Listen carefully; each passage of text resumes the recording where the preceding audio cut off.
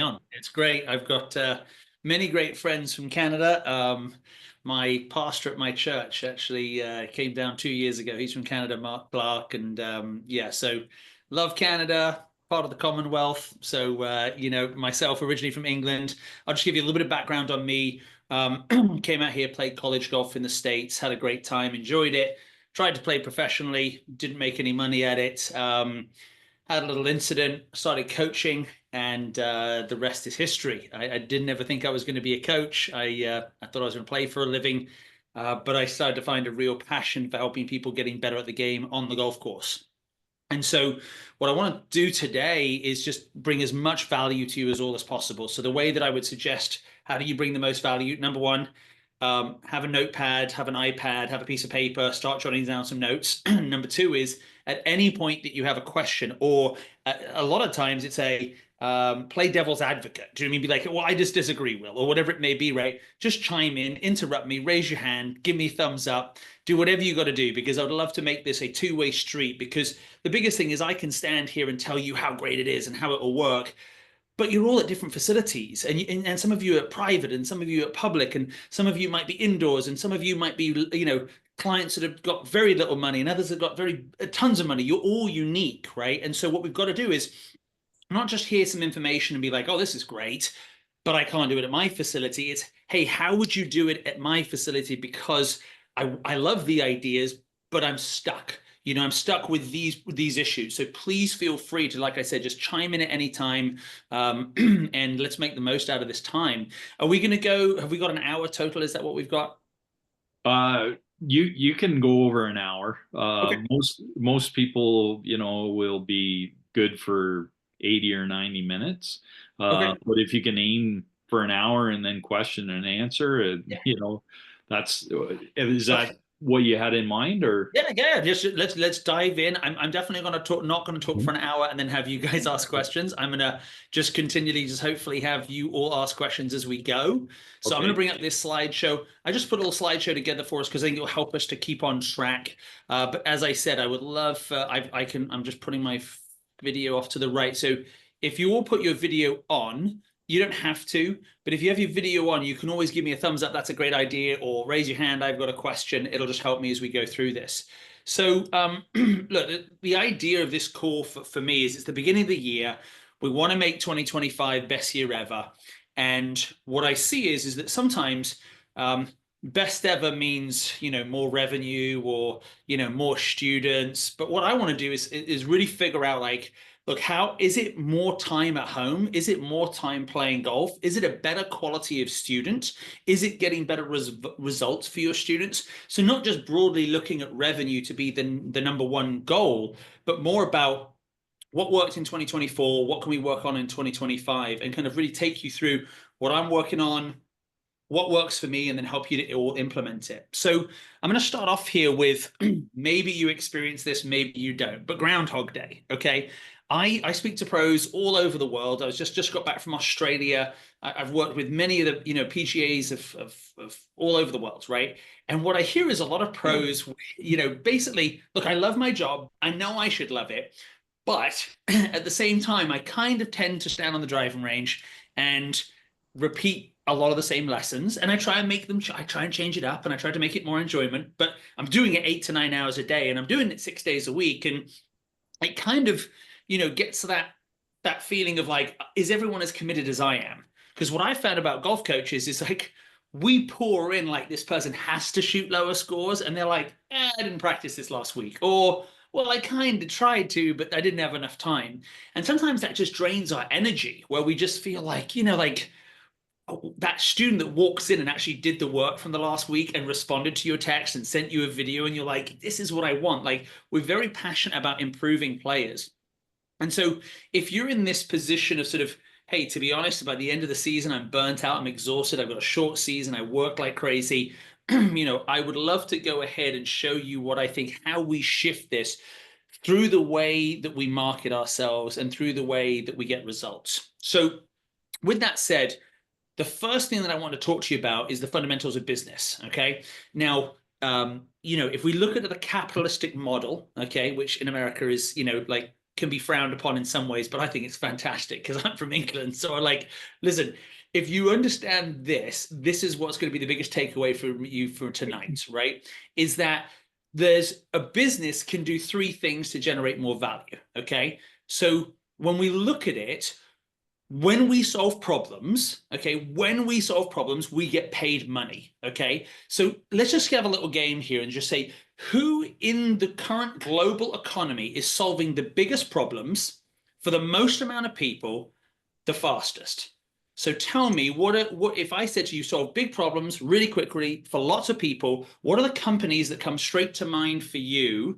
Unmute yourself, go ahead and just chime it in. You can put it in the chat box if you want, but unmute and say, you know, or put it in the chat box. I'll say hi in the chat box, so you can all say hi. What companies would you say solve a lot of problems extremely quickly for a lot of people?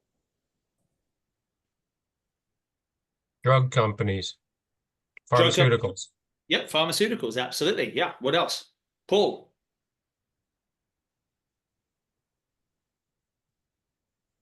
Oh, you unmuted, Paul, but we can't hear you. Who else? I mean, what are the biggest and the best companies in the world right now that are solving problems? Deloitte. Say again? Deloitte. Oh, Deloitte? Yeah, Yeah. I mean, I think some people, some people would know Deloitte, but I mean, I'm thinking just like companies that every single day you probably can't live without. Which are those? Walmart. Walmart, right? Yeah, absolutely. Walmart. What else, Steve?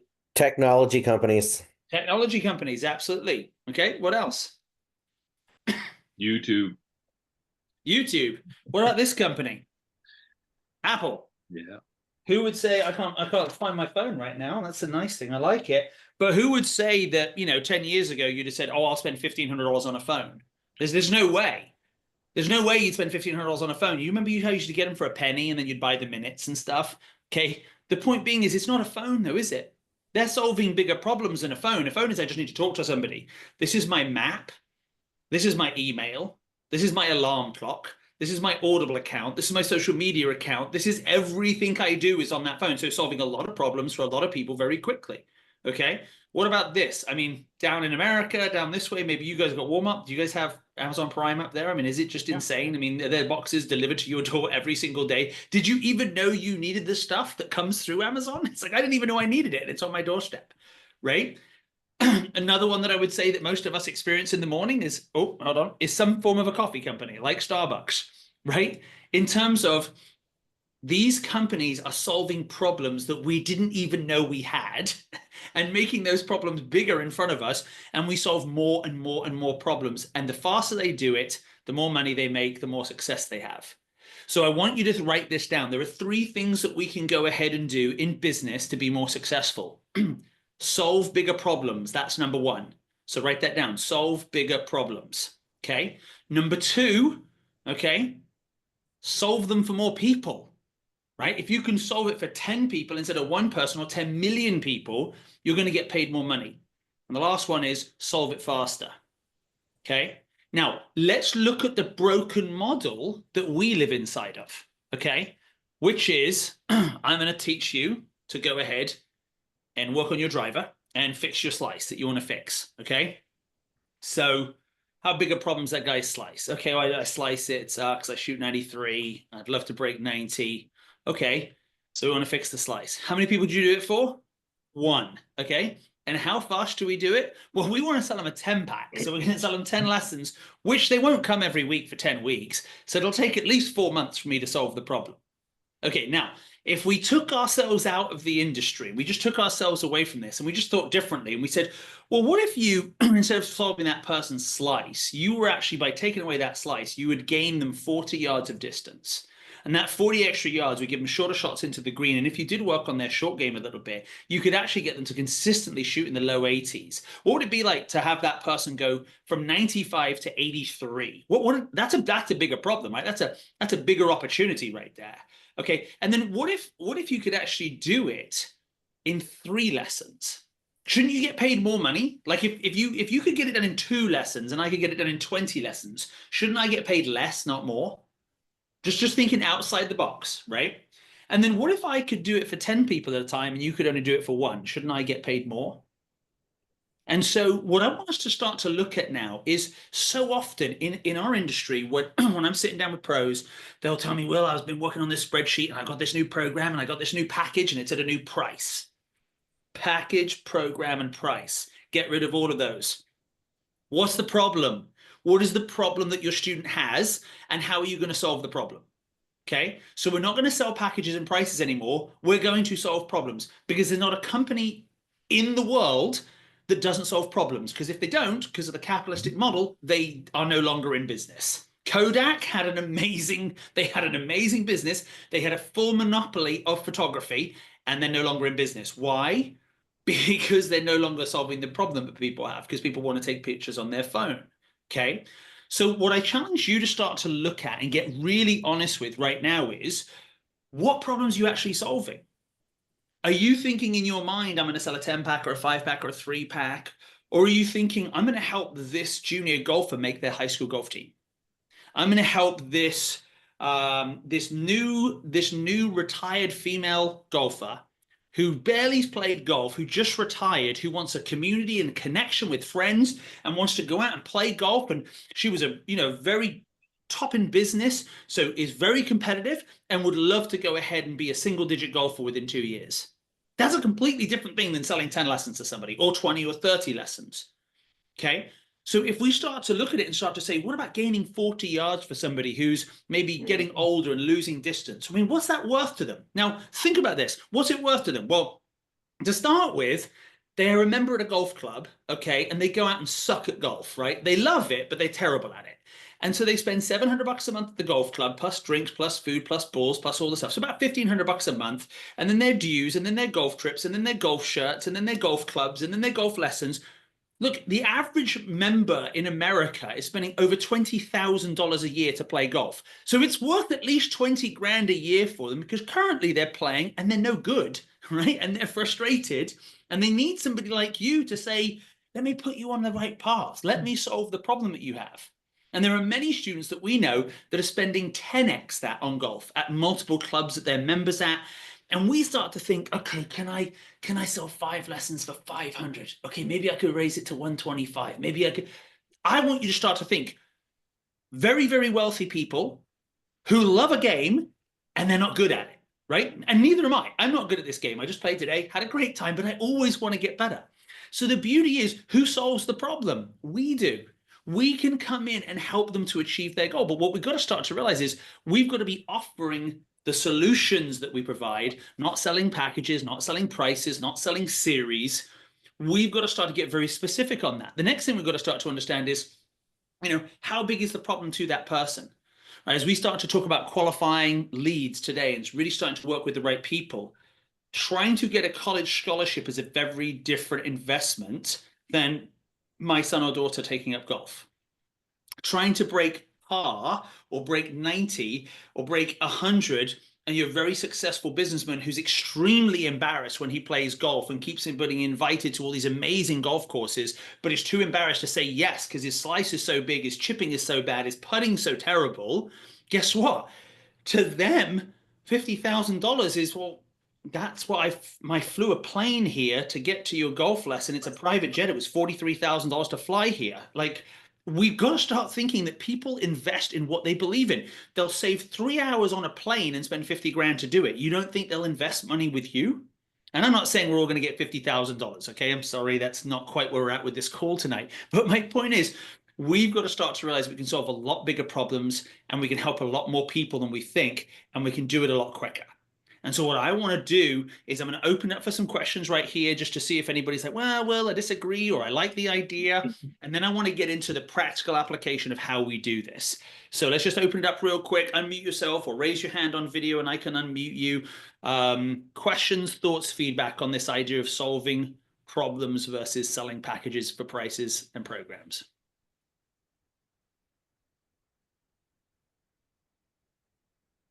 Have I just nailed it that good? All right, I've nailed it that good. I think it was great, Will.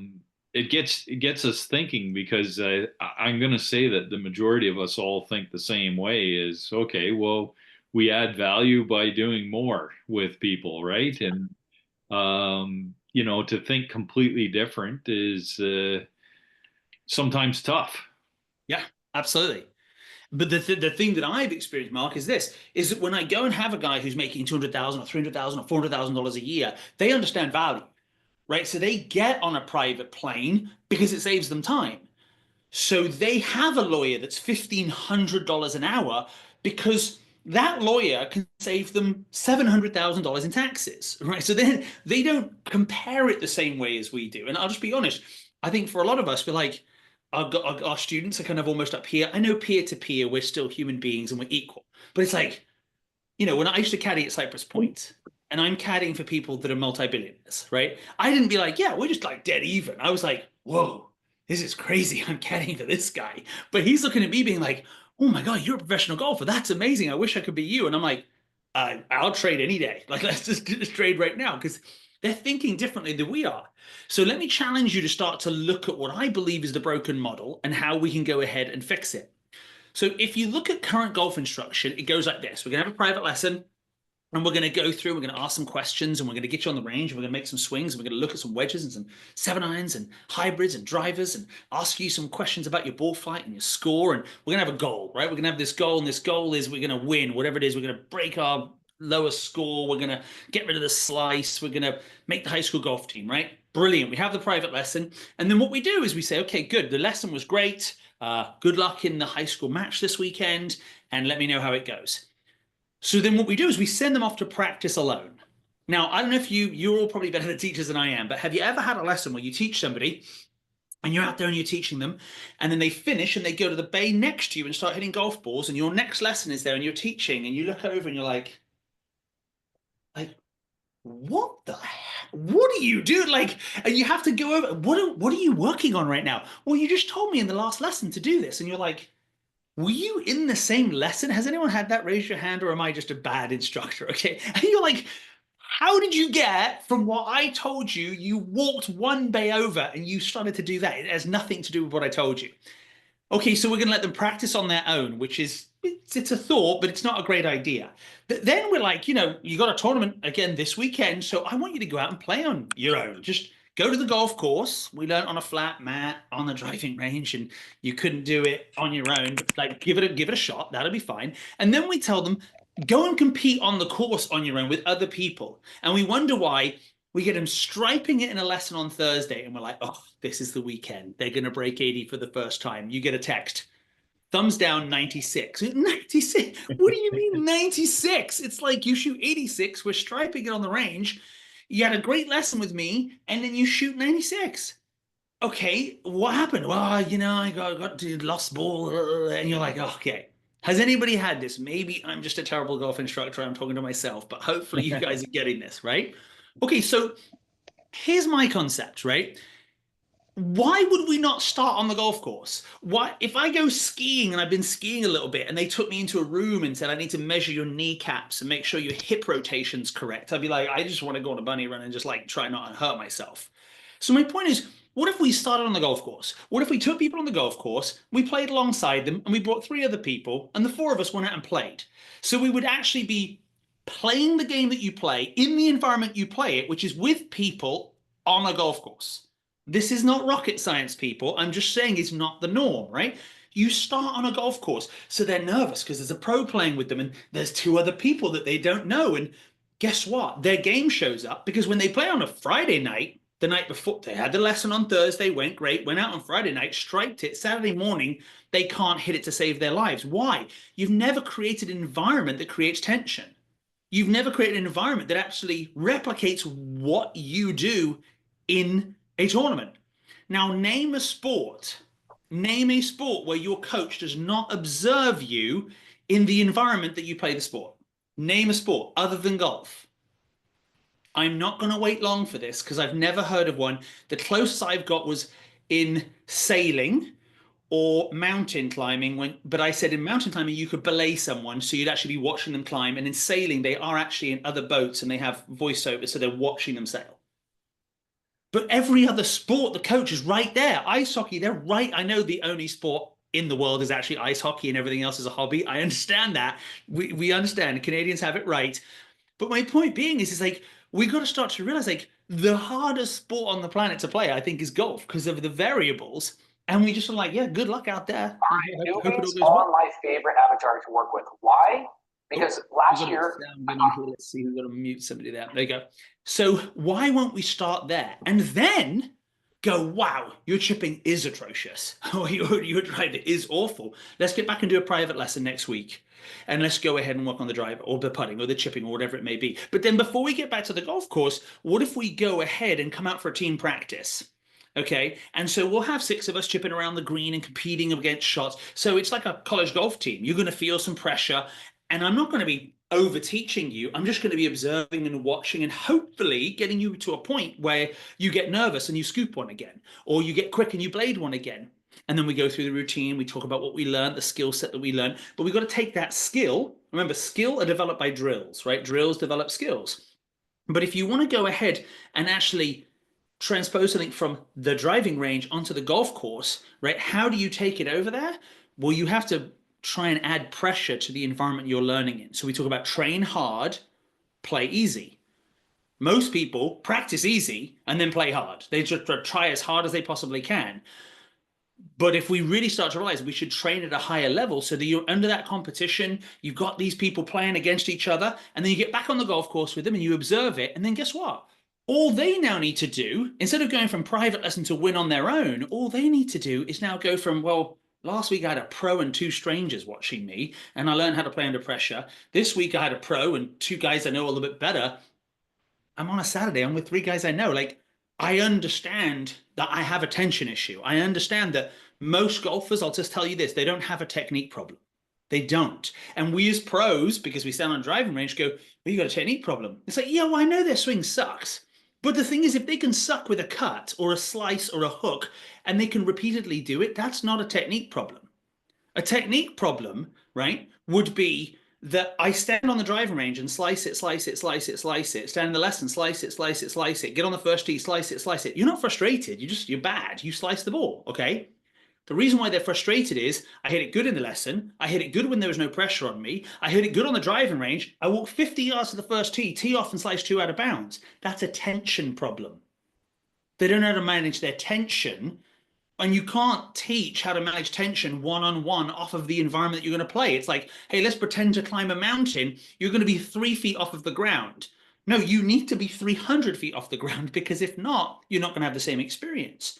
So what you find is these golfers now are on the golf course having their game created and built based off of what they're actually doing and where they want to get to by an expert, you, because you can see it's not your driver. It's that you hit drivers on holes that you should hit a hybrid. And it's not that you are that bad at chipping, it's that you use a lob wedge from the fringe of the green. And it's not that you're that bad at reading greens, is that you suck at pace. Like, you have no idea how to control pace. So then the expert can come in, you, and tell them, here's the way that we're going to get you better. And when we do train, we can use private, we can use group practices, we can use on course, we can use off course. I got a whole toolbox to help you get better, unlike the golf pro over here who has a hammer because he's on a driving range fixing swings. And I'm not saying there's a problem with that, but we all know that you don't shoot lower scores because you have a better golf swing. If that was true, Adam Scott would have like 28 majors by now. It's about getting the ball in the hole. So it's a part of it, but it doesn't allow us to show our expertise. So, Jeff, I saw you just unmute yourself. Thoughts, feedback, insights on this, and then we'll take some questions. Yeah. No, so I guess from being involved with you and your program and your other great coaches you have along, I found this to be this on-course assessment, as you might call it, or on-course play session to be probably the most valuable aspect to my teaching. It created not only a realistic evaluation for the golfer at hand, but the atmosphere, the whole scenario allows you to, as the coach, to really see who they are, what they are, how they perform, what they do. So like you've just gone and said, it gives you an appreciation so you can let them know what they need to focus on. So you come back and, you know, if you could get them into this same little group environment, which again is another key thing, is making more money with more people, the same amount of time, than having sort of team practices or working with like-minded people is a term that you used quite often.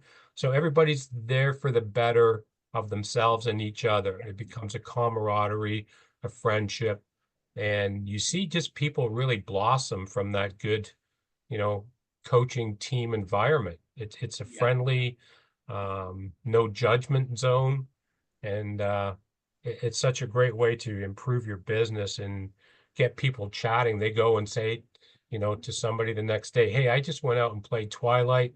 It cost me, about the round of a golf. I was out there for 9 holes. I had a cart, I had a coach. We went out, we had different situations and scenarios, and it was very educational. Absolutely. Absolutely. And I think the one thing that I would also write down right now from what Jeff was saying there is everybody that experts, okay, experts assess. Okay, now if you're dyslexic like me and you do this in front of the PGA of Colorado and you write asses on a whiteboard in front of everybody and everybody laughs and gets it, and I look at it and just go, looks like assess to me. So my point being is think of one expert that you go to that doesn't take you through an assessment process. And the bigger the assessment, the more money it's going to cost you. So think about it. I've got a bit of a cough. Okay, take some cough medicine. Next day, it ain't going away. Go and see the nurse. See the nurse. Oh, that doesn't sound good. Let's go and see the doctor. See the doctor. Doctor's like, you know what? We need to run some tests. Let's do some blood work. Oh, we still don't know what it is. Okay, let's go ahead and run an MRI. Wow. Okay, we see what it is now. Here it is. Could you imagine just like going to a brain surgeon and then being like, I don't know, let's just give it a shot. Let's just cut you open and figure out what's in there. No, it's like, please, I hope you're going to do a CAT scan, an MRI. You're going to show me what's going on and build out a plan and like show me that you're an expert. Or if my car's broken, you're going to bring it in, do a diagnostic on it, figure it out, tell me what's wrong. And then you're not just going to start taking my car to pieces.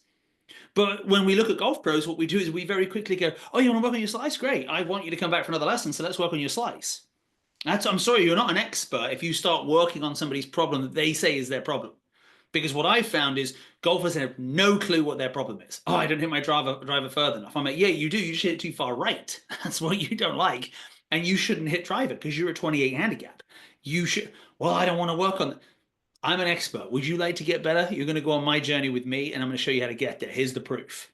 And so what I challenge you to start to look at is what is the assessment process you take people through? Some of you may have done TPI. Do you take them through a TPI screening? Some of you might use TrackMan. Maybe you take them through a combine, an on-course game assessment. I mean, to me, the simplest thing on the planet is an on-course game assessment because you ask someone, hey, have you ever been on the golf course with a golf pro before? And they're like, no. And you're like, would you be interested in that? They're like, that would be amazing. And I'm talking across the world. Okay, so let me show you this. This is something we did with PGA of Southern California, okay, a couple of years ago. And a lot of PGA pros were saying, well, people just need their swing technique. No, I know they need their swing technique, but I'm saying is they don't want to play on tour. They want to break 80 or 90. Like, let's just ask them. So you can see this question right here. If after an on-course playing lesson in a foursome with a PGA member, would you likely participate? Okay, so it's a pretty directed question. You're in a group playing lesson, right? That's the concept, right? What percentage of people do you think said, yes, I'd be interested in that? You can put it in the chat box if you want. I'll put a number here. Do you think it was higher than 35%? Do you think it was 40%? Do you think it was 45, 50, 60? You can unmute yourself. Come on, ask yourself, like, how many, you ask 10 people at your club, how many people would say, yes, I'd be very interested in doing that? Totally, yes. It'd be well over 70. 70%, we've got a 50%, we've got a 70%. Who's got higher than 70? Give me a thumbs up if you think it's higher than 70. 75. Curtis, higher than 70 for 20%. Okay, well, this is the numbers. 89% said yes. But listen to this. 5% said, I want to know how much it costs. That's not, I won't do it. Is it $700? If it's $100, right? 1% said, I want to know who's in the group, because we all know, like, hey, if I'm playing with her, I don't want to be in that group. If I'm playing with him, I don't want to be in that group. So realistically, 95% of people said yes. 5% said, I want to work on my swing technique instead. Now, I'm not sure about all of you guys up north, but if I was to say one thing about golf instructors, and their problem is they try and do brain surgery, okay, when somebody has a cough, okay? Like, what I work on with the PGA of America, okay, so I've been partnered with them for I'm a PGA member, but I've been partnered with them as my company has for 7 years. We're trying to create triage nurses. And the golf industry is trying to create brain surgeons. Here's biomechanics, here's ground forces. Yes, fantastic. Okay, but I understand Mrs. Smith had 53 putts. Like, I don't need to know any ground forces to know she's terrible at putting.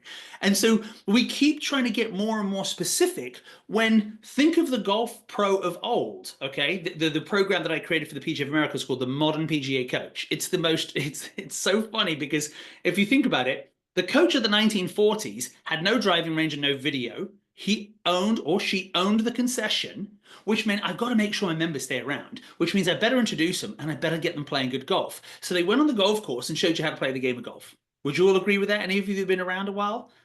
That's what a golf coach is. And then maybe management companies came in and said, okay, well, listen, you got to count some money, you got to organize stuff, and you got to do it our way. And then it's shifted away from that. But the point being is that we are the ones that can actually be experts in helping people shoot lower scores. That's what our skill set is.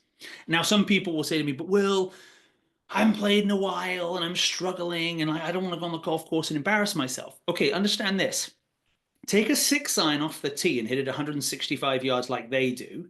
Hit a 6-iron down the fairway, putt onto the green with a hybrid, and 2-putt and make a bogey and go and shoot a 43 because they're shooting 97 to 106. You shoot an 86 with a 6-iron, a pitching wedge, and a putter, a hybrid. That's something they could actually do. And they're going to go, oh my goodness, I believe that I could do that. Could you teach me how to do this? So the number one thing, what do you think the number one thing was, is why they wanted to, why they would be part of this? What do you think the number one, we asked that was the number one reason that you would want to be on the golf course with a PGA professional coaching you golf? Somebody chime in with an answer. Yeah, go ahead, Ann. Ann raised her hand. Yeah. Yeah. I think that everybody would just feel like they're going to learn how to do it. They're going to learn how, they're going to watch to see how someone who knows how to do something does it, whether it be course management, hitting the ball with a club that they would never have thought to use. Yep, exactly. Number one reason, I'll learn from the real golf situations with my pro present. You'll actually see the insane stuff that I do on the golf course. I was in Spain a couple years ago and we'll run golf schools. There's a thing we do called the scoring method, okay? And I'll run golf schools for golf pros. And so I had 36 Spanish golf pros on the golf course with 6 amateurs. So I had 2 threesomes. So the threesomes are teeing off. These are 18 plus, 14 handicap, a 22, a 17, teeing off in front of 36 pros, okay? And one of the guys tees off and slices big carved slice driver into the trees on the right. 36 of us walk down the fairway. He goes into the trees. He's on a side hill, no lie, proper side hill lie with a tree behind him, and he pulls out 3-wood. Now, I don't speak Spanish and they don't speak English, but I had 36 PGA professionals look at me like, and I'm like, you're the ones that teach this guy. Like, you don't know the decisions he's making on the golf course, and you wonder why he makes a 9. Then he comes and says, my slice driver on 1 is why I made a 9. No, you topped a 3-woods into the junk on the left, into a hazard, instead of pitching out with a pitching wedge. But we don't get to do that, right? And so this is where we don't see their games and start to understand that their scoring literacy, okay, their scoring IQ is 2 out of 100. And their ball striking, although they do hit a bit of a cut and they don't hit it very far, and it's 78, it's 80% of the way of where they're ever going to get. They got a bad back, they're a little bit older, they're never going to be a great ball striker, but it's pretty good. But their scoring literacy is they don't understand how to pick a target, they don't know how far their ball goes, they don't understand how to read a lie, they don't understand anything about course management, they don't understand anything about emotional management or thought management, none of it. And we're like, I think we should work more on, trying to get a ball flight that turns over to the left. It's like, do you see what I'm saying here, people? I mean, it's like, we're crazy. Like, no expert would go in and look at the minutia when there are so many big problems that can get so many shots so quickly off of their game that it would build up confidence that they're like, I went from a 97 to an 83. My coach has now said that I do need to go ahead and sort of start to change my grip a little bit and my setup because I'll never get the distance I want to break 80. But now they believe you, and their short game's good enough, and their scoring's good enough that even when you do a swing change or you start to work on that technique, their score doesn't rocket up because they actually know how to keep the ball in play and take a hybrid off the tee box instead of taking a driver with a new swing thought. And so The point being is that when you get people on the course and you assess them, you really start to see their true game. You start to align it with their goals, align it with their commitment level, and then you look like a rock star because you actually have a game plan, which I would say most golf pros that I know, I'm not putting them down, it's just the industry, they don't have a game plan. They talk at the first session, yeah, we want to get here. Let's sell you a 5-pack or a 10-pack, and hopefully we get there. Like, there's no strategy behind it, you know? There's no strategy of, this is what I've seen in the past that works, this is what we're going to do, and this is how it's going to happen. Now, what do we say? Well, in our brain, we're like, yeah, but will you understand? Like, I'm not sure if they want that, or I don't. And again, hopefully you get that I'm a little bit sarcastic, right? Because you have to be in this game, right? I don't care what they think, because nobody goes, listen, I'm going to have brain surgery, but I don't want an anesthesiologist. And at the end of it, I don't want to do any recovery. I'm not going to take any medication. I can't make the Tuesday appointment, so I'm going to have you move it to Wednesday. It's like, shut up. Like, you have to have surgery or hip surgery or shoulder surgery. Like, you're going to do rehab, and you're going to have to take pain medication. You're going to have to do these things because I'm the expert and I'm telling you what to do.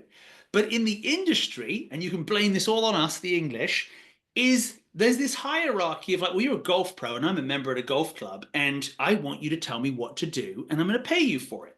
And this is the problem of transactional golf instruction, which is give me the answer for $100.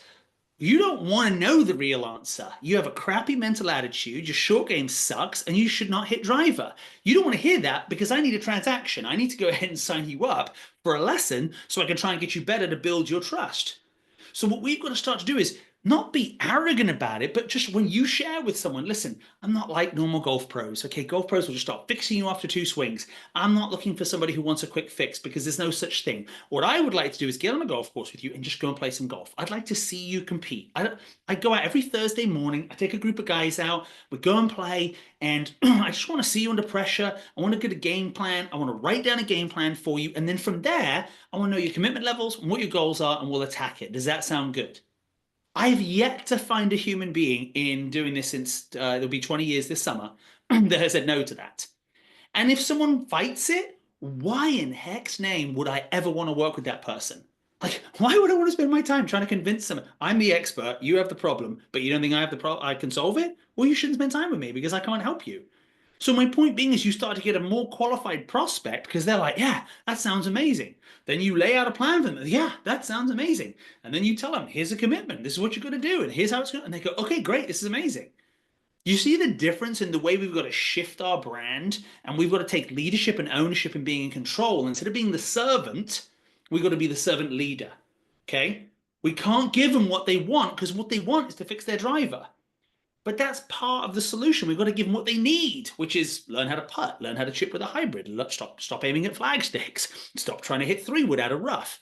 You see what I'm saying? You have got to be kind enough to care about their result more than you care about the $100 that's going to come in, or the 500 or the 5,000, whatever you're going to charge. This is how we're going to do it. So thoughts, questions, insight, feedback as I keep moving through this. Unmute Jeff, if you have a question. Jeff's got a question. Yeah. No, just a comment. Yeah, we have to get out there. We have to be more on course. And one of the little phrases that I use is, I will help you play your game with your swing a better way. Yeah. Through making, proper decisions, whether it's, what club you use off the tee or the second shot or third shot, or play to your skill set. And let's start making less double bogeys and make a lot more bogeys, and forget about birdies. Being more realistic and coaching them up and boosting their confidence, and just making them just play from point A to point A to point A to point A, and all those little nitty-gritty things I think add up, and people will start to really take you for value and respect you for being open and honest, and tell them to put half the clubs in their bag in the garage. Yeah.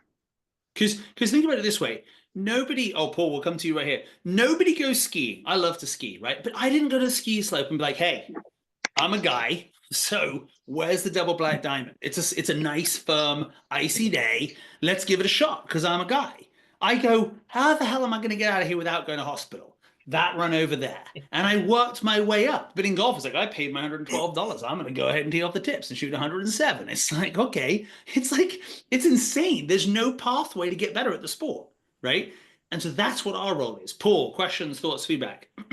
Just a thought on taking the person out to play 9 holes or whatever it takes to get a good synopsis of their game. Simulator golf, would that apply? Similar to... Well, if you're playing, we don't play outside up north right now. Yeah. Well, so for me, is simulator golf is so unbelievable now, right? We were just talking about this. We were playing golf today and we're driving home, talking about TGL and all this. Is sim golf indoors is almost, I'm not going to say it is, but it's almost better than being outdoors, because you can go ahead and say a 145-yard golf shot over a bunker, click, enter it in, and go ahead and start hitting. You know what I'm saying? I have to go, okay, which hole can we get to? Oh, crap, there's a group behind us. Oh, we got to go. You know, like, so I'm at a public course, so I've got to hustle on the golf course. So indoors, using simulator technology is a fantastic way in the winter to develop your players by getting them in and actually competing on sims. And you don't need to be spending the big money now with all that's coming out with all these different companies. You can get a sim going pretty well. And again, I suppose if you're teaching a tour player, a really good college player, you probably need something like GC Quad or TrackMan. But for a lot of them, it's like just learning and teaching course management based off of wind, consider wind conditions and things like that. So does that kind of make sense there, Paul? Yeah. No. Yeah. Hey, Will, Yes. Just a couple of things while we're on this topic. Just feedback. I coach a little college golf team, community college golf team in Ontario. And it's been funny because I've done it for 3 years. They introduced this team, and we don't have a driving range at the golf course. And every year in our short, basically 5-6 week program, the players get better. And part of it is that I've learned that I don't talk to them about how they swing the golf club at all. And I watch them play 4 or 5 times a week. I go out with them and we talk about how they play versus how they swing, and it seems like such a random thing, but it's worked. It's 3 years. We are all the end tournaments at the end of the year are the best scores for my team, and it's consistent. So that kind of is supporting what you're saying. Now on the devil's advocate side of it is, in my personal teaching, I would teach, say, 400 lessons in a year. And I would say closer to 200 of those are people who originally come who don't know whether they're right-handed or left-handed. They don't know what a big golf club does versus a little golf club. Mm-hmm. So that's a core part of my business, and I would respectively think that a lot of our members are in the same boat. Yeah, it's the last people on earth that I'd be taking out right on the golf course, and I am. So let's pause that. Let's pause that right there. Think about how so there wouldn't be an assessment, but think about why golf. Do you know that 75% of golfers that take up the game don't continue to play it? 75%. Okay, so 25% of them stick. Right? Why is that? Because the model is completely broken. Everybody, think about this. If I was going to teach somebody a game, right? Let's say ice hockey. Would I take them to a game of ice hockey and have a beer with them and watch and have a great time? Like, this is awesome. Or would I sit down in the classroom and start to talk about the rules of golf, the rules of ice hockey? I would take them there. So you go on a golf course with 6 brand new beginners, never touch a club, no idea what end it is. And you go, hey, let's go out here. Let's go and play. You get on the putting green from 3 feet and you go, let's all putt from 3 feet. It takes them 2 shots to get in. Next hole, you drive up, you talk where a tee box is and hear some people playing golf. You go to 10 feet. One person takes 8 to get in the hole. One person takes 7 to get in the hole. You move back to 40 feet, takes 5 shots, 7 shots, right? You get off the fringe of the green. It's taking them 8, 9, 10 shots to get in the hole, but they're learning and they're having a great time. They're all bantering. There's no focus on them too much, right? Because it's like, I don't want to go down a ski slope. I'm 40 years old. I'm doing pizza I look like a moron. But if there's 8 morons going down the slope, at least I feel like less of a moron, right? So you get down the slope. So you have this great game, and then you take them to the 100-yard mark and you give them a hybrid, and you say, just do whatever you want with it. And you all know this, right? Mark, you've had it. And someone will pick it up, and a girl who's played other sports, she'll pick it up, her wrist will be cocked over this, and she'll smack down on it and crack one along the ground. Never gets airborne, but it rolls 75 yards along the ground. Okay? Within one lesson, what do they know? Holy smokes, that putting stuff thing, chipping thingy around the whole thing is really difficult. The hitting thing, yeah, it's like I can get it to advance a few times about 50 or 60 yards. Yeah, like that's not as hard. Every time we do this with our beginners, within a couple lessons, they've made some swings with a hybrid and they've cracked it, 75 yards and 90 yards. I'm like, okay, now you buy the green. And then they have 6 putts, or they chip on and have 5 putts. And instantly they're like, okay, coach, let's go and work on putting and chipping. I do it with all of our juniors, do it with all of our beginners. And so now you set the game up. Oh, this is a ton of fun. And they've instantly learned. But what do? We take them to the driving range, work on grip, posture, and alignment, which is like, let's just go ahead and just shoot the opportunity of them wanting to play this game. Because I understand they need those fundamentals if they like the game. They don't even know if they like the game yet. So have some peanuts, drink some beer, and watch some ice hockey. So I would just challenge you to start to look at, you don't need to be fundamentally good to get down a mountain. You need to know pizza and be on a green run. And you went, I went skiing today. And they're like, I wouldn't post that on social media because you look like a moron, but you didn't get injured. That's what we've got to help people with golf is they start to learn playing the game and why you start on the putting green and the chipping green, and you don't add loft to their game. You just hit with a hybrid, and they only start with 2 clubs, a putter and a hybrid, because that's all they need. And as they go, they learn more, like here's a pitching wedge and here's a 7-iron, and you don't get a driver until you may be breaking 90. So we just don't have that structure in play, and guess what? All of you can put it in play. And who would give me a thumbs up and say, that actually sounds like an interesting way to go ahead and teach somebody the game of golf who's never played before? And do you think you'd stand out marketing-wise when one lady goes, I've been doing golf lessons for 6 weeks now, and like I do the interlocking, and then I got a hip, and then I got to do this. The other, what do you mean? We go on the course, there were 8 of us, and we had wine, and we were having a great time, and we were doing the putt thing, and we got to throw balls out of a bunker, and we're trying to make it fun. It's already hard enough. It sucks as a game, right? It's such a hard game, and we're trying to give them, like, I always say it this way. Imagine if your golf instructor was somebody who taught driving education, right? 16-year-old girl, 16-year-old boy gets ready for their first ever driving lesson. The golf pro gets out of the car and goes, right, today we're going to dismantle the engine and the transmission, and we're going to rebuild it together. And I'm going to teach you how transmission interlocks with an engine and what a combustion engine is. And the kid's like, I don't really give a, I just want to go to my girlfriend's house. Like, tell me this thing and the brake thing and the accelerator. Like, I don't need to know that stuff, but that's how we go about it. Because with technology and with, if you look back in probably the 60s, Hogan starts to write his book, and then you start to see Ledbetter getting on video with Faldo, and it's all great stuff. And now we've got all this amazing information, but we're all brain surgeons. And what we need is triage nurses to be able to say, some people need that, and you need to know it because you do need to get people better quickly. So when they do slice the ball, you can explain path and face, and then, oh, okay. And then how quickly can you change it? Not how much information can you give them. If you want information, go on YouTube. If you want information, go and buy Golf Digest, right? Like, that's tons of information. You're paying for application, not information. Anybody can get information. Information's free. I want to know how to apply it and get it done really, really quickly. That's why you hire a golf coach. That's why you hire an attorney. That's why you hire a CPA. Do you get what I'm saying in terms of there's something I want to do much more effectively and much more efficient? Well, don't do it yourself because you're not good at it. So you have somebody else come in. And this is where we've got to shift our thinking to realize that if people are playing golf, hanging out with their friends and enjoying the sport, we have a job for life, right? We truly do. And I'll just tell you this, think about this, and I'm not trying to shock you, but I'm just saying is last year I was at the show, and Unicore has their AI now that you set up on the video, and you make your swings, and you make the swing, and it comes up and it tells you every position of your golf swing, and AI tells you what needs to be worked on. Now just think about this. I'm just saying, you can go on your phone, this is a Sportsbox AI, go on your phone, make a swing, and it will give you a biomechanical review of your golf swing. TPI will now tell you the exact workout you should do based on your hip flexors, based on your glutes, based on your whole body, okay?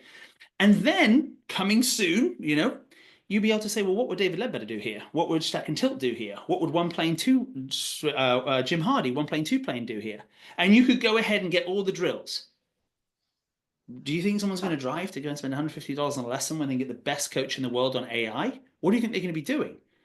They're going to be going, yeah, but I don't have anybody to play with. I don't know how to score. I don't know. Like, you want to keep your job in golf coaching. It's going to be on a golf course, playing golf with people, taking all the information that's now confused the life out of them and helping them to simplify it down. That's what experts do. They simplify things. They tell you which button to press. They tell you which tax write-off to take. They tell you which thing not to do to go to jail. So it's this idea of the future's going so quick that our role has to be relational, building great relationships, which is based on what? Results. If you want to get a great result from your player, everybody write this down. If you want to get great results, build a great relationship. Because if you don't have a good relationship, they're not going to trust you. They're going to fight you on everything. So if you build a good relationship, you get a result. If you get a good result, you get a re-sign. They'll never leave you. And if you get a re-sign, you get a referral. So the four R's, what we teach. Start with the relationship. How do you get a good relationship? Go and observe someone's game. Get on the golf course with them. Ask them a bunch of questions. Find out what their goal is. Find out what their commitment level is. Find out what their life's like, how busy they are, what's holding them back, why do they want to get there. You have a roadmap for them and they feel like someone's listened to me. They've written it down. They put it in front of me. No one's ever done this before. I actually think I could get better at playing the game of golf. And this person really cares about me. Do you see the difference in a transactional? How can I come up with the next Facebook post that's going to be good, or the next flyer that's going to entice somebody to buy a 5-pack of my lessons? It's like, no, I'm going to take 10 shots off of your game, guaranteed, or I'll teach you for free. Because I observed you play and I see how many shots you're not dropping. I can save you those 10 shots. Bigger problems being solved for more people faster. Means you get paid more money. Thoughts, questions, feedback on this? Good thumbs up. Is this good? It works, ladies and gentlemen. Being through Will's program and following his results-based philosophy, concepts, made a huge difference in my last 2 seasons. Big time. I was able to be fussy and choosy of who I wanted to work with, because I only wanted to build those relationships with like-minded people. And I structured lessons to make them challenging and fun, and made them want to come out and get out onto the golf course, whether it was from the tee deck or halfway down the fairway or in a greenside bunker or a fairway bunker. We created situations, and we made shots, and we provided solutions. It's a great concept. Love it. Thanks, Jeff. Thank you. So we're now going to zip through some stuff here. You're going to take a bunch of notes. Oh, Curtis, you got a question? Yeah. I just wanted to kind of, I have a lesson starting in about 4 minutes, so I just wanted to jump in and say, okay, amazing. First of all, fantastic. I just want to make a couple points and then I got to run. Yeah. So I just wanted to mention that if I want to be very honest, I have this conversation that we're having right now, Will, like I have this with my students prior to ever booking a lesson package. Love it. Like I have this conversation, like I'm a long form teacher. You're not going to get tips and tricks from me. You want that? You can go wherever you want to. I'm not doing that. I'm a long form teacher. I'm like a podcast. It's going to take 3 hours to get through the point, because a tip and trick doesn't work. It's not sustainable. There's no context. So a lot of people don't know what they don't know. So I just wanted to kind of mention, I won't be able to watch the rest of it because I do have a lesson coming up, but I want you guys to really understand that this isn't just for us to hear. I share this knowledge of what Will's kind of sharing with my students or potential students prior to, and they all sign up. And the reason they want to all sign up is that's what they're looking for. So I don't make any bones about like, I want to fix driver. That's not how we work. Like, you don't know what you don't know yet. So the functional movement you're going to have, the gross big picture functional movement, like you need to understand a lot of things before we even get to the driver. There's no fixing a driver. In fact, if you understand how all this works, your driver's going to do what it wants to do, or what it's supposed to do anyway. So it's kind of a funny thing that I really love hearing this, because we may discuss among pros that this is kind of how we have to be, but then we don't share that with the students. Like I say this exact thing to the students prior to it ever going there. Then that really gets them to build that relationship quickly. So in the first lesson that we have, I don't even do an assessment, because assessments are like the golf swing's the same for everybody in the sense that gravity treats you the same way. It doesn't go up for you and down for me because you're above 6 feet and I'm not. Like gravity treats you the same way. So it's not cookie cutter. What I mean by that is tips and tricks don't work. They're not sustainable. They lose context. And if the student knows that, then they're more likely to not look for a tip and trick.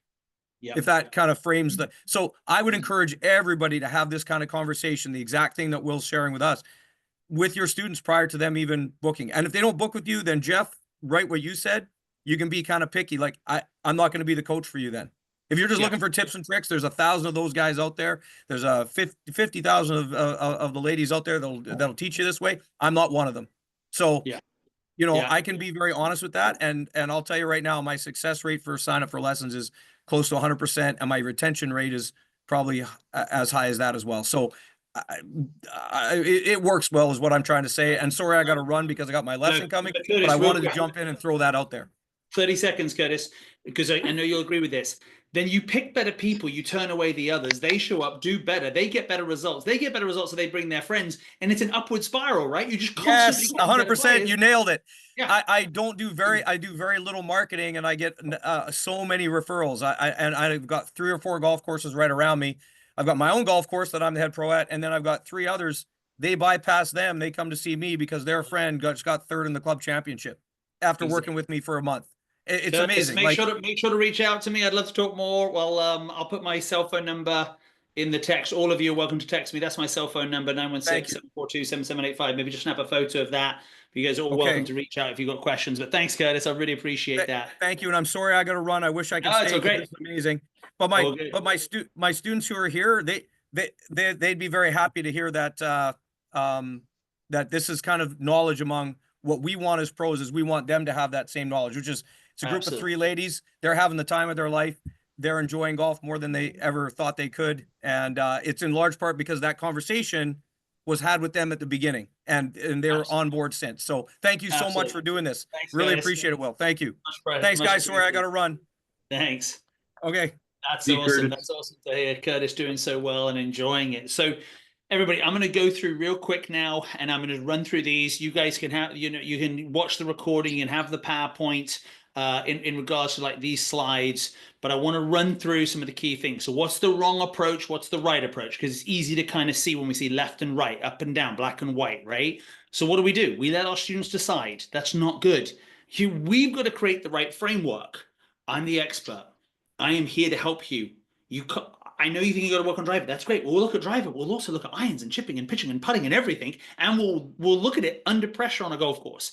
So you've got to make sure you frame it the right way. Second thing is they don't have clear goals. Just fix my driver. Why? Why do you want to fix your driver? Well, because then I'd be in play more. Why do you want to be in play more? Because then I'd stop making 8s. Well, why do you want to stop making 8s? Because then I break 80. Okay, so I heard you want to learn how to break 80. Why?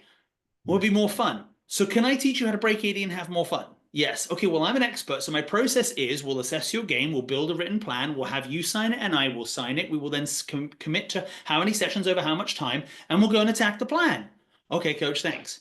Do you see what I'm saying? So more committed, more focused. Remember Groundhog Day? We're just bored doing the same lesson. Oh, what's going to show up today? What should we do today? I don't know. They want to work on driver again, you know?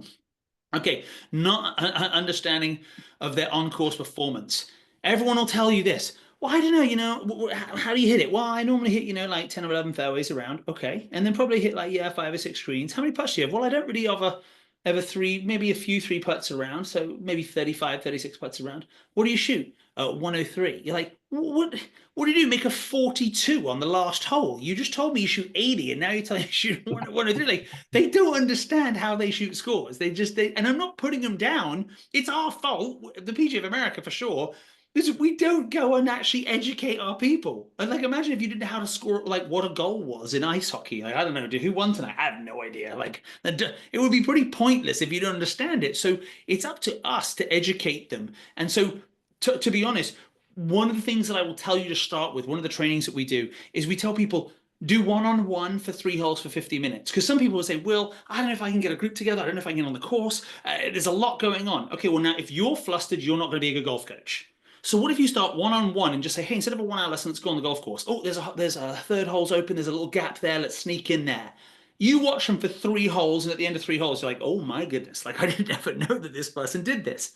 And let's be honest, how many of you have taught, or are currently teaching people where you've seen them at least 5 times? Let's see if you're brave. Okay, let's see if you're brave to do this. You're Canadians, you're honest. Okay, how many of you have taught someone at least 5 lessons and never seen them play the game of golf? Give me a thumbs up if you're honest, or raise your hand. Okay, how many of you have had 10 lessons with a person and never seen them play? Don't you think that's a bit jacked up? Do you think that's a bit? It's like you've never seen the person play the game that they're being taught how to play. It's not really your fault. It's just that's the industry, because people say, "Give me a lesson," because that's what I'm used to. But it's pretty crazy. Now people will say to me, "But Will, you know, I haven't got that much playing experience." And okay, listen, this is Scott Weiss, great friend now, went through our training. He'd done 2 playing lessons in 30 years. Okay. You see that? 17 shot average off of his players. That's what he got for a summer. Okay. So now, again, his players were shooting 110. They weren't shooting 74. Okay. Otherwise his name would be like Butch Harmon, right? My point being is, you go on the golf course and you realize these people, they're not at a level where it's like, oh, I can't figure out how to take 10 shots off of their game. It's like, which 10 do I take off first? They can't get out of a bunker. They don't know how far they hit a wedge. They underclub the whole time. They don't know what the short side is. They don't know how to read greens. They have no idea about pace. They hit driver on every tee box. I mean, God, if you can't take 10 strokes off of 9 holes for this person, maybe you should consider another career. You know what I mean? It's like you play golf with them and you'll be shocked how they play, right? They get flustered. They start putting around the hole and they go, oh, my handicap only lets me take a 7. I'm like, well, you were on the green in 8. So I think you can actually have more than 7 because I saw you 4-putt. You know, the fun part here is you build great relationships because you start to get seriously good results for people. Let's go into the next part. So as we go into this and we start to understand about building the plans. So once you've assessed them, you build a plan. And what do most people do? They just overcomplicate it. Well, we got to work on this and we got to work on this. And you got to get more flexible and you got to read this book and and it's just like, look, the reason why I go to an expert is I'm like, how do I not go to jail? Okay. Just explain to me how do I not pay Uncle Sam more taxes? Just explain that. Okay. It's different in America. You can actually write things off, unlike Canada and England, where you're like not allowed to make money, or like you can actually write stuff off. And I'm sure it's the same. They tell you what to do. I don't want to know why. I don't know how. Just tell me specifically what to do. So what you want to do is, what are the 3 simple things? Well, you have way too many 3-putts, so we've got to work on pace putting and short putts. You have no idea how to chip around the green, so we're going to work on how to use a hybrid, and we're going to put a go-to club off the tee box. Those are the 3 things we're going to do to take you from 103 or 97 or an 86 down to 84, or from a 95 to an 84. We share 10 shots, 10 sessions, right? So you make it very simple, right? But the next thing people do is they fail to hit the buy-in. Someone will buy a 10-pack and go, oh, this person's really bought in. It's like, well, just because they paid for it doesn't mean. How many things have you paid for that you've never actually used? Anyone join a gym? I join a gym usually every other year and I never go, right? But I paid for it. That's the easy part. I mean, like, for example, signing up for a course. I'm going to go and do a course. The money is the easy part. It's doing the work and actually showing up and doing the work, doing the exams, passing the exams, implementing it in your business. That's the hard part, right? So to me, it's what we've got to do is you've got to give them this roadmap of how easy it is. If you stop taking driver, you will lose 4 less balls per round. That's going to be 8 shots. So please trust this hybrid. Let's go to the range and work on hybrid. If you stop using a lob wedge from around the green, you won't blade it or chunk it. We will be able to remove another 5 strokes. If we get you from 42 putts to 36 putts, that's another 6 strokes. Like, if they buy into it, it's like a video game. If you play a video game that's so difficult, you're like, this is stupid. I hate it. But if you, who's ever played like Candy Crush or those, whoa, this is great. And it just slowly draws you in because it keeps on making it slightly harder. That's the challenge point. And most of people don't show up to their 3rd lesson because they're like, F the challenge point. I suck at golf. My grip doesn't make any sense anymore. It doesn't feel comfortable. I don't even know where I'm going with these swings. I feel like I've got worse in my first 2 lessons. I'm too embarrassed to tell the person I don't want to come back. So I just won't show up. And that's like common in the golf industry, okay? Hopefully, like, you probably all experienced it once or twice and realize, like, yeah, I've heard of that. Oh, I don't want to say it out loud, but it's like, because they're confused. So then we overwhelm the players, right? And this is where, to me, right, you've got to utilize your expertise and your certifications, all the things that you've invested in. So like, hey, you know what? Great. This is a great time to go ahead and do a TPI assessment because I've done TPI. Now I can use it because this person can't bend. And so the reason why you can't hit the ball thus far is because I need to prove to you that you've actually got to, like, you don't even need to start working out. You just need to change your thinking. Or I'm going to put you on some technology and show you that your 7-iron does not go 150 yards. It doesn't go 150. It goes 150 yards when you blade it downhill, downwind. It goes 128 yards in the air. So from 130 yards now, this is the club we're going to use, even from 120. So you use the training to start to help simplify things where they get understanding and wisdom and, IQ, right? And then it's like, okay, this makes sense. So again, here's a guy, Paul. I was just in Australia with him. He worked with me about 6 years ago. And Paul goes to a driving range, 5 other teaching pros there. It's a race to the bottom. Who can charge the least amount of money for a golf lesson? And everybody's fighting over lessons. His programming literally, 5 or 6 times the price of everybody else, all on course, sold out, completely sold out, has been for 5 years. Because he's like, I just take people on the course, I do results, I come and do group coaching, and has a massive following because he purely was like, I'm not going to sell quick fixes. Like Curtis was just saying, I'm not going to do that. I'm not going to sell you, I'm going to sell you truth, which takes time and takes effort. And so it was amazing to see his changes. Again, now, if we start to look at here and we start to use, the areas to work on, right? Most people, when it comes to marketing, they'll be like, hey, I've got this certification, I've got this technology, and like, look at me, I got, like this thing here and this certification here. Great, that's good. Nobody cares. Like, nobody cares. No, if you went to surgery, you wouldn't be like, oh, what scalpel are you using? You're using like the new X3000 B11. It's like, no, just cut me open and fix me, okay? So the point is, how do you market yourself? Through your results. Like, that's it. Like, that is your certification. I took 127 strokes off of our players in this past 6 months. I helped 11 kids get college scholarships. I helped have 12 wins on the first T Tour, the US Kids, whatever it may be for you. Like, your students are your brand. Their results are your, look, if an iPhone sucked or if Titleist Pro V1 sucked, I wouldn't use them. The reason why I stay with them, even though I still seem to have to pay for them, is because I like the feel of them, and I've had them for a long time. And then, not the Vice Ball hasn't. No, sorry, Kirkland, no, don't like it. TaylorMade, no, still not interested. But they're less money. I don't care. I like the feel of these. Do you see what I mean? I bought into the brand because it solves the problem for me. So as we look at this, selling what the student wants. Remember what we said here? It's like, oh, I want to driver lessons, right? Okay, no, you have to qualify your students. Okay, so often our marketing is you'll have somebody come and tell you, come and do social media ads and you can pay monthly and I'll get you all these leads in and stuff like this. It's like, great, but what is the quality of lead? Because what I actually want to do is get rid of more people, not add more people. Because if they're bad students that don't want to get better, why would you want more of them? You want people who actually qualify and fit into exactly what Curtis was just talking about. Like, yeah, I believe in you. I want to get on the course. I am committed. If you look at Golf Tech in the United States, I'm sure you've all heard of it. It's global now. But their average price package is $5,000. And people go in there. They did 1.3 million lessons last year. Like, they just go in and, yeah, it makes sense. Because what do? Well, it's going to take you 5 lessons to work on your driver at least, right? How many lessons do you think it's going to get you to be good at ball striking with your irons? I don't know, 5 or 6 lessons. What about pitching? 5 or 6 lessons. What about chipping? I don't know, 5 or 6 lessons. What about putting? I don't know, 5 or 6. Well, there's 35 lessons. So they're just honestly mapping out, and people go, yeah, it makes about sense. They don't go, oh, give me 4 lessons and I'll be breaking 80. That's just not going to happen, So people buy into understanding, like, I want to be the right fit. And so, again, one of the biggest things I see is, oh, yes, I can come out at Sunday at 4 o'clock in the morning. Absolutely. That's when you want to do a playing lesson or a coaching session or yes.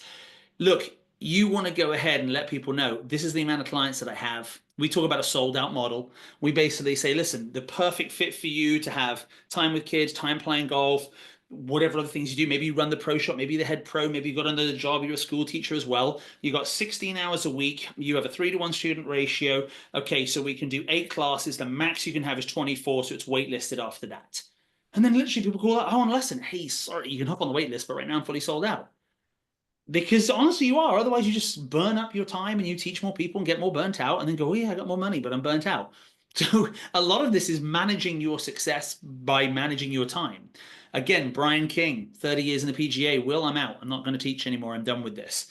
Listed out every 24 players that he wanted to work with. All of them want to play high school golf. He signed up all 24 of them. He's had 42 kids ever since 5 years ago. He has his own indoor facility, makes over $100,000 a year, works on a Tuesday, Thursday night in the winter, and a Saturday in the summer. He works like literally 3 days a week.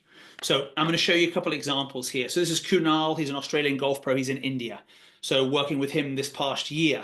So what do you think it's like when he goes to start to look at other opportunities, because he wants to open up more academies in India, when he can present this to them? So this is the document we've just been working with him. Beginners, 30.8 shots in 6 months they takes off of their game. 0 to 12 handicap, 5.6 shots in 8 weeks. Distance, 21. It's measured. You want to get paid more, have better results, right? So this is what he can offer. Someone like Dan Bubany. Dan here, right? I'm going to bring up some of the ones a little bit closer.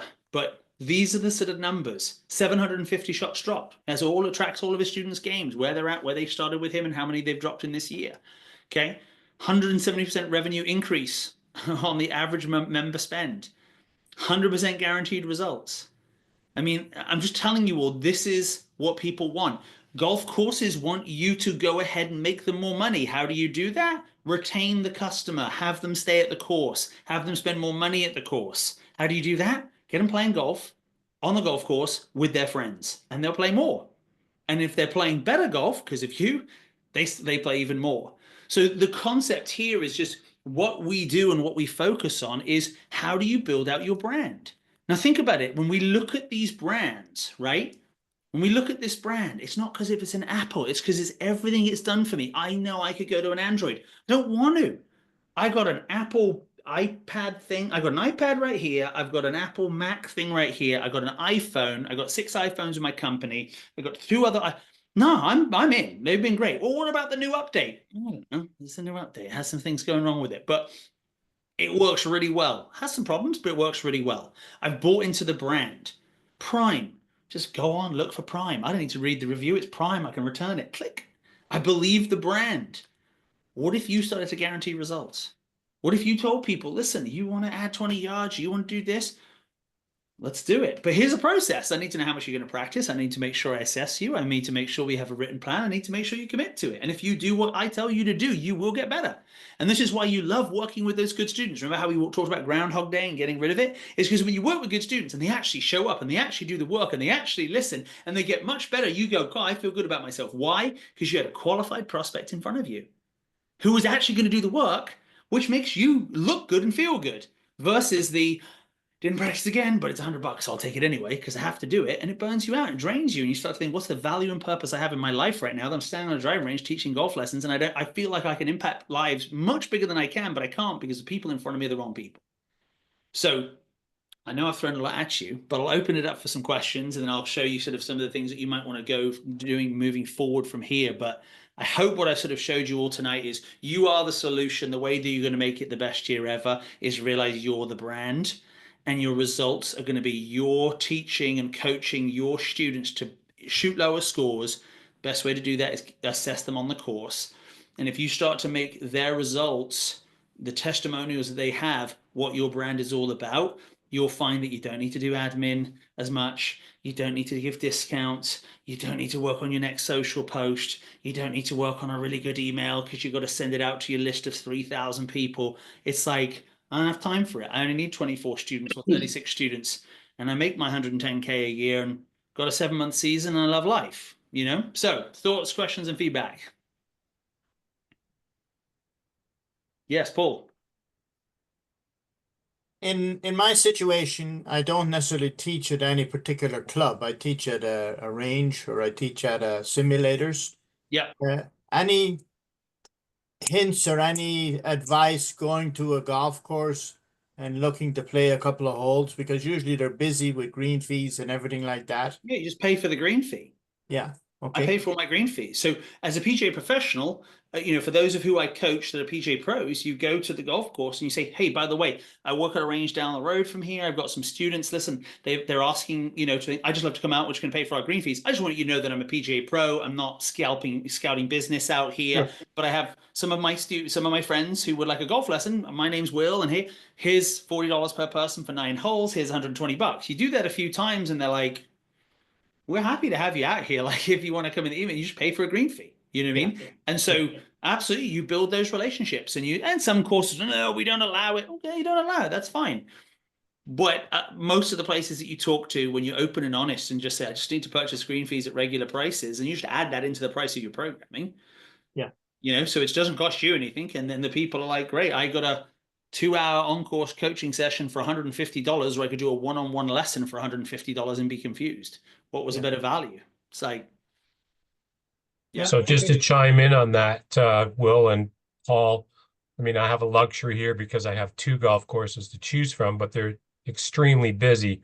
But we have Twilight is a great option, and first thing in the morning. Yeah. I made a deal with the superintendent. As long as I stay out of the way of the grass cutters, we kind of jump around on the back 9, make sure we're not interrupting them. I can take people out for 3 or 4 holes first thing in the morning before the membership gets teeing off. So have a chat with your local golf course and see if you can figure something out. Right. Yeah, and I would say just when you talk to them, the best thing you can go with, not I'd like to teach people out here. It's just, hey, I'm a golf pro. I got 3 friends of mine. We wanted to come and do, go and do it. We go and play golf together. I just want to let you know, like, I am a pro.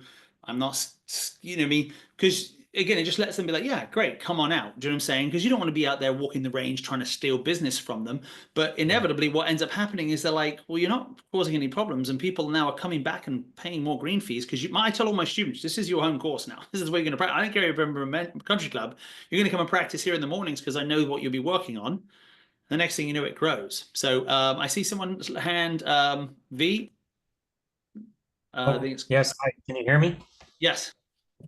Okay, yeah, great comments. Yeah, I was just gonna say pretty much somebody else I think replied. Yeah, twilight or early morning. I mean, this is what we do for juniors. So sometimes it's just we're gonna go on the course for half an hour. They want to work on something. So all the juniors at the golf course are, they get that for free. Other members will also have this opportunity to do it. I've done many course management golf lessons to my clients, and they all love it. I would say that most of them, if they pay for packages of lessons, they will go at least once or twice, and then they'll ask to go again. So that's a big. I think that's a big game changer because, like you did say, I mean, when you get on the course, the swing technique is not just the only utility in the bag. Yeah, absolutely. I'm going to go ahead and just drop in here my website. I'll show you one thing here. If you click on this QR code, you can kind of go to the website, see all the different trainings. So we have like an on-course masterclass, which gives you videos, all the content. We brand it with your logo. So the improvement plan, the on-course assessment, the whole thing is branded with your logo, sales training, all sorts of, so if you click on that QR code, you can take a look at that.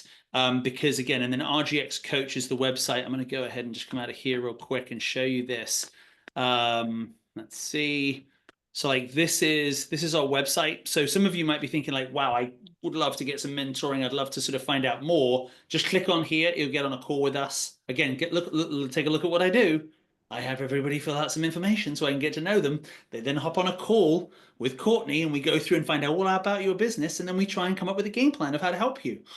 Sounds like what I do on a golf course, right? I'm not clever enough to do anything more different than in business. What I do in coaching is assess a person, understand where they're at, and assess their game, And so if you take a look at this on the site here, all the different training courses are in here. This one up today, I'm just going to tell you this. Anyone that, if you've watched my stuff, some of you guys know, our coaching is a little bit different, but our courses, scoring method is pretty much $2,000 a year.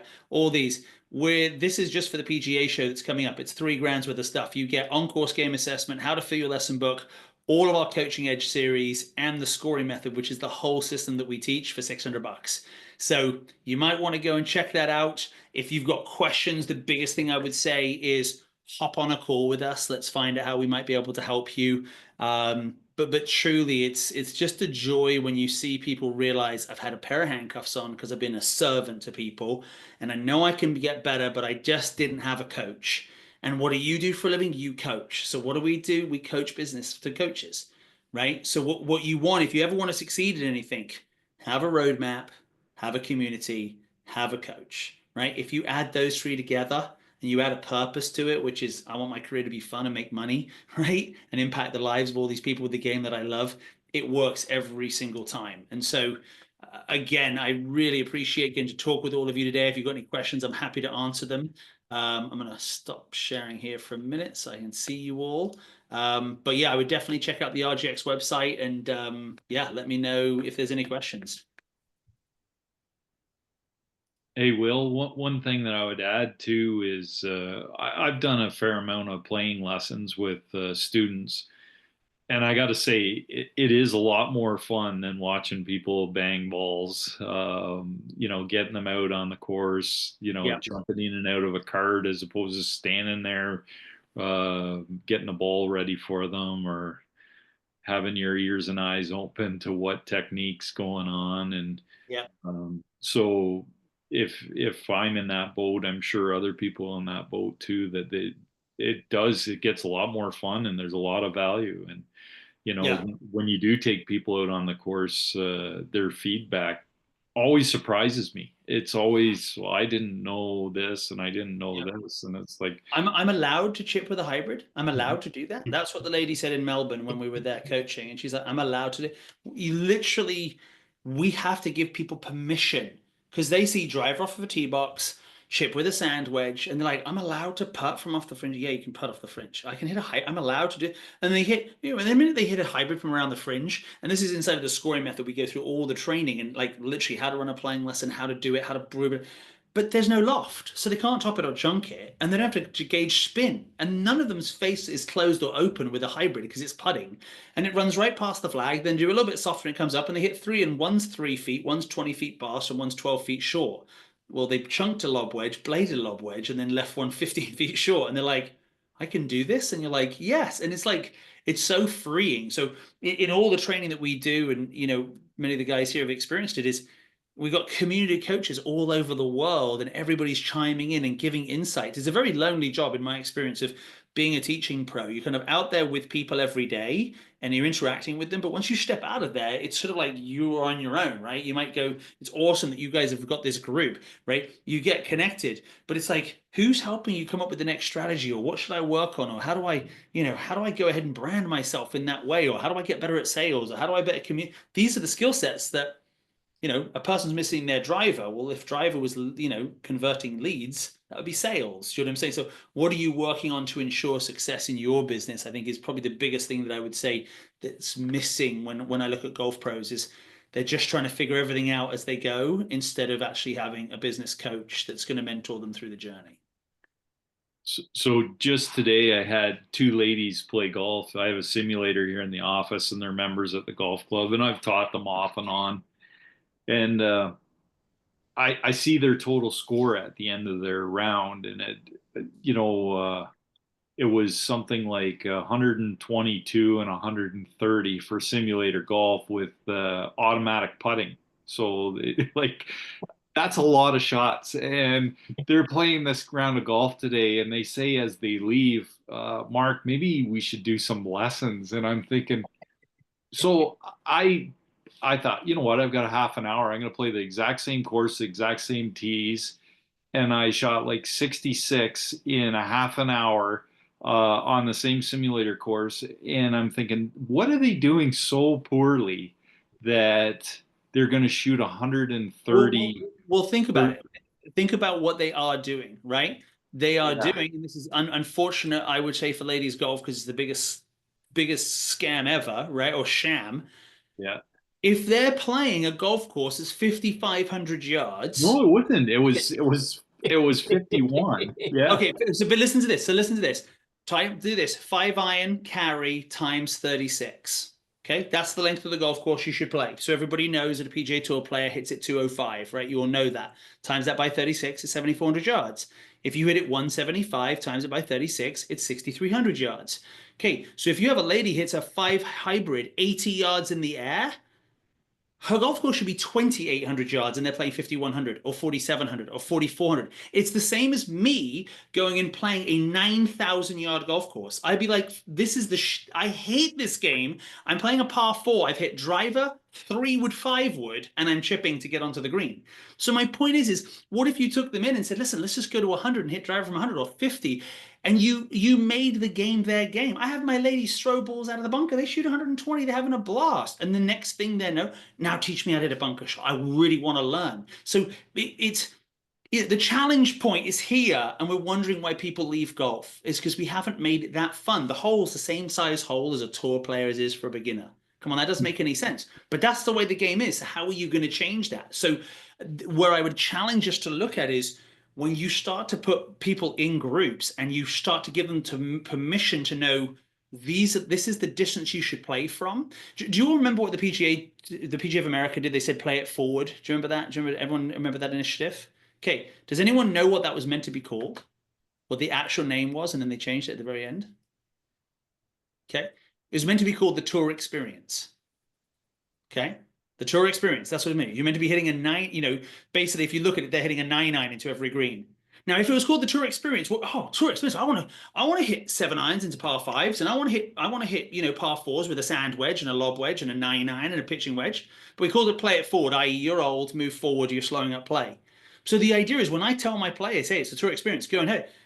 And I'll have my ladies move up and they're shooting mid to high 80s, and they go and shoot a 76 and they're smiling and they're like, well, I'm not sure. And I said, look, here are the number and here's the data of the course length you should be playing. You should be playing 4,300. You played 4,700, 700 yards shorter, and you just broke 80 and you're having a ton of fun.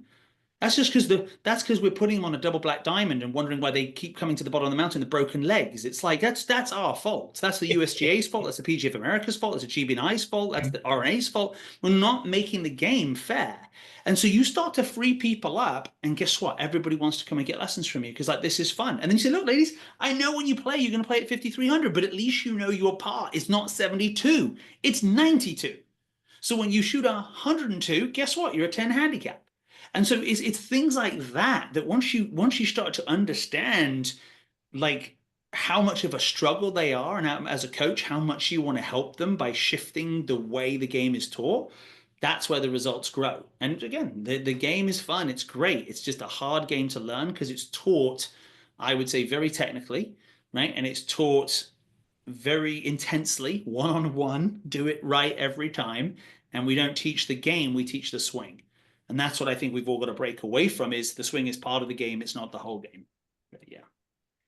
Awesome. Well, with that said, everybody, I have got to go and have dinner with my wife and 2 children. And so, again, click on that QR code. You've got my cell phone number, everybody. Literally, you can go on the website, fill out the form, get on a call with us. I'd love to find out how we can help you, whether we work together or not. That's not a problem. It's more like, where are you at? Where do you want to get to? As I said, that show special we just literally launched today. The amount of content that's in there, we guarantee a 10x return. If you don't 10x your income or do a 10x your investment, you get it for free. I mean, no one's ever not done it. As you can see through some of the guys that have been, Jeff, and who've been on these trainings, they work. It's a lot of fun. And again, just a huge thank you for giving me your time and getting me to share. Mark, any final thoughts before we wrap? Just a huge thank you. You give us a lot of energy, and we appreciate that. But I think you also got us thinking different, and it's nice to have somebody in with a fresh perspective. And I really hope that we do get some people to sign up and take their businesses to a new level. I'm definitely going to consider it myself. So brilliant. Thanks, Mark. Thank you very much, everybody. Will. Thanks so much. Well done. Appreciate that. Thank you so much. Super. Thanks, Will. Enjoy your dinner. Thank you. See ya. Yeah. Wow. That was Mark. That was really, really good. Yeah, he was very, very good, and we expected it, and kind of have to thank Steve in Manitoba for wanting more marketing things. So that's that was who Jeff and I kind of come up with was going to be a good outside influencer. But yeah, I think he did a dynamite job, and I think he's got a great program. Jeff Howe's actually used it a little bit. Well, not a little bit, but fully, Jeff? Yeah, I did the program 2 years ago when I was getting burnt out. Again, doing those one-on-one, standing there, you know, teaching the same lesson over and over, and then, like you said, looking over and watching them practice, going, what the hell are they doing? Right? Just shaking your head. So, yeah, the concept of getting more people together, getting to work in a group environment. It's like you're coaching a team, right? And they all have goals to get better. So it makes it much more enjoyable. They feed off each other. You feed off of them, and they have fun. And it's amazing at how they tell their friends, like, "Oh yeah, I go out on the golf course with my coach and a couple other people every Thursday night at 7 o'clock. It's quiet. We got the whole place to ourselves. We got a cart, and away we go. We hit a few shots, and you know, have little challenges. Throw the ball down. Different games we play. Take the flag out of the hole. I go around the corner so they don't know where we're going, and I pull the flag out. So all I got to do is hit the ball in the middle of the green. Right? Lots of cool little things like that to get them to think differently and react differently. Yeah, it's a good program. Mark, Yeah, can I say something? Hi. absolutely. I had a question for Wills, but I think I didn't get through. Yeah. So I wanted to ask that, isn't it better to teach the beginners the basics first and then take them to the course? Or is that the old technique? Well, that's what he kind of alluded to, Imran. However, I would say for somebody who's brand new, you still have to have a little bit of a session off course. Yes. Yeah, so that they know, at least they can enjoy the game better, more. Yeah, and you know what? I would also debate that, you know, if you get them making, whether it's a chip or a 7-iron, Yeah. they're going to remember that and have fun, as opposed to going out on the putting green and having 7 putts to get it in the hole. Yeah, Like that's what I was confused about. Sorry. Yeah, well, that was his opinion, and I'm not 100% convinced on that. I think a lot of the information he said was fantastic, but yeah. I think coaching beginners, personally, I think you can do a lot with them not on the golf course and turn them into golfers. Right. But as far as people wanting to improve, and they have these fantasies in their mind, versus like he said, you know, we have all been kind of guilty of giving them brain surgery when they really need, you know, top drops, sort of speak. Right. But I definitely think for beginners, everybody's has their own approach to beginners. Right. Yeah. And the proof's in the pudding. Like if you've taken people and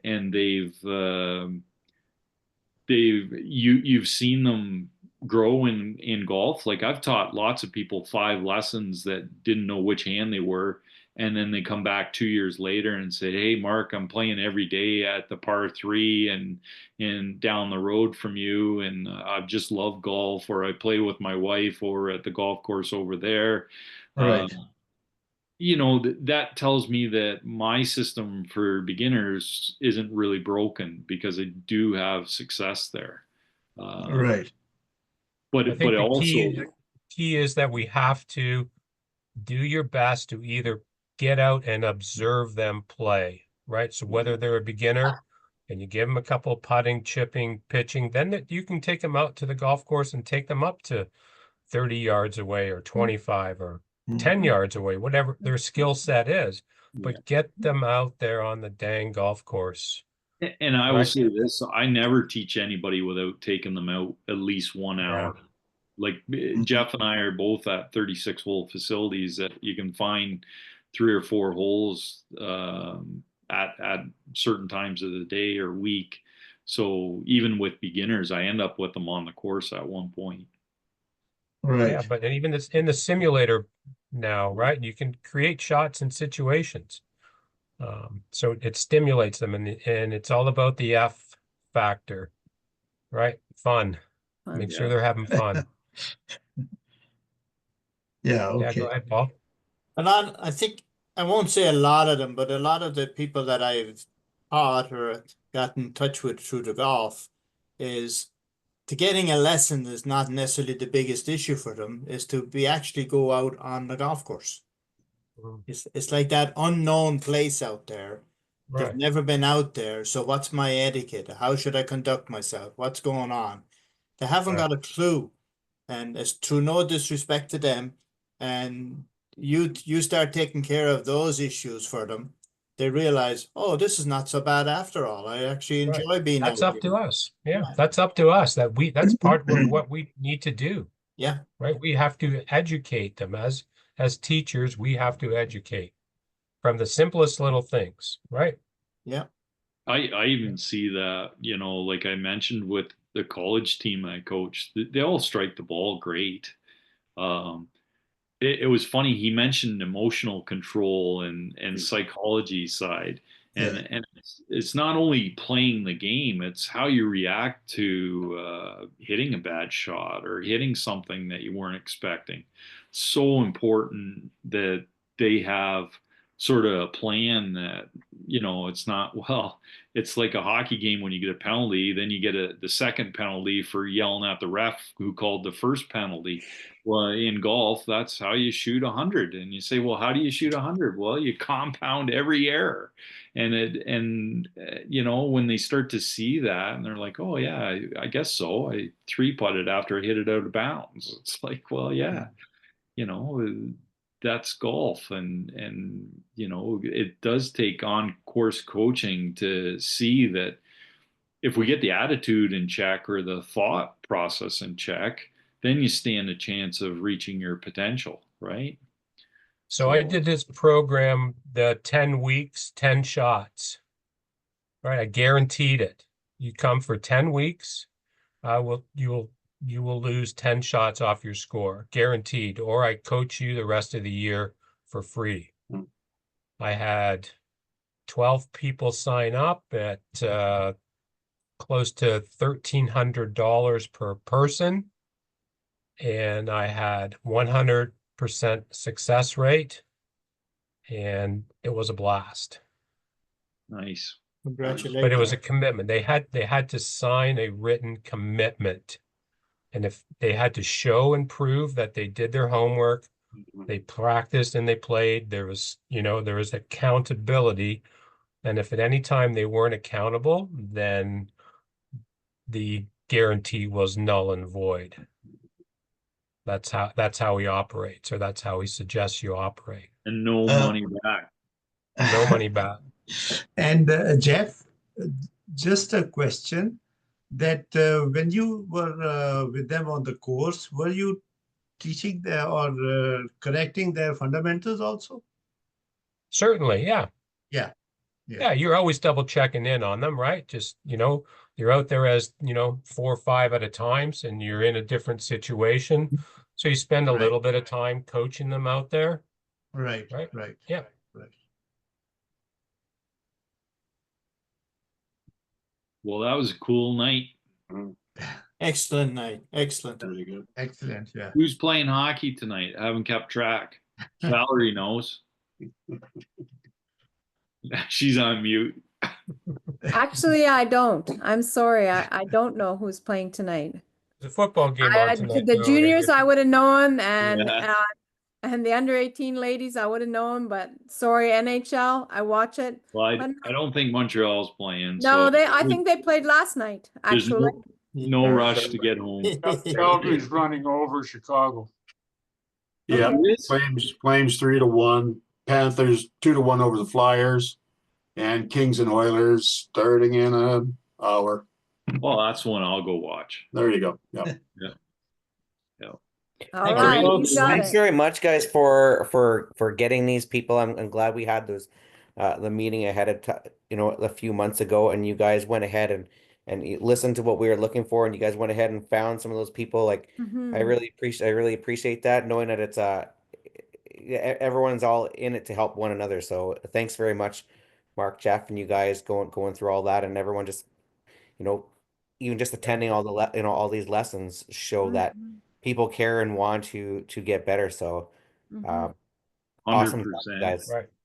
Yep. Yeah, I'll second Steve's point as well, because I did bring up the idea of having some work on coaching, but at the time it seemed marketing seemed to be more important to a lot of folks. But here we got a match of marketing and coaching, so Yeah. I'm really pleased with what we were able to achieve today. That was great, Yeah. and definitely going to look into it. It looks a pretty interesting program. Yeah. Yeah. And our next continuing education should be a really fun one with Jim Peters. He out of the USGTF. He's been Hmm. he's been on a lot of our Zooms, so he knows what to expect, and he's got some pretty cool insights, teaching 20,000 lessons in his life. Lots of experience there, and pretty well full at capacity for his lessons too. So it's an exciting time to be a golf instructor with the indoor facilities popping up left, right, and center. And I've sold the most amount of golf lessons in January that I've ever sold just in the last, 13 days. So usually I sell a bit at Christmas, and I didn't sell much. And then in January, it's like teach this, teach that, and it's busy, busy, busy. So hopefully That's you guys impressive, are, Mark. yeah, hopefully you guys are all gonna get your marketing and gear and get kind of amped up. So because I'm they're amped, but our weather isn't amped. I know. It's People, I got to skate. Yep. See you, Jeff, Okay. on Thanks, Jeff. Friday. I'll see you on Friday, Mark. Yeah, and See you, buddy. Take Thank care, you. the rest, Jeff. everybody Good to else, see you. take care. Jeff. Thank you so much, the Mark. best. I hope it's Jeff. Sorry. I hope your surgery went well. Oh, it did. Thank you. Yeah, I'm just I'll be in my 5th week now post-op, so I'm doing much better. Are you walking on Yep. your own now without any aids? Every once in a while I still use a cane if I'm going far. But yeah, thank you. I'm doing well. Appreciate Good it. on you. Good on you. Thank See you. you on the course. I look forward to it. All right. Cheers, everybody. Yep. Cheers. Cheers. All right, everyone. I'm gonna sign off here, Okay. and we'll see you in a month. Very good. Okay. See Thank some of you. you guys at the Toronto Golf Show. Yeah, perfect. Okay, thanks guys. Any Have a good night. updates on it? Thank you, Thank you. everyone. Yep. Take care.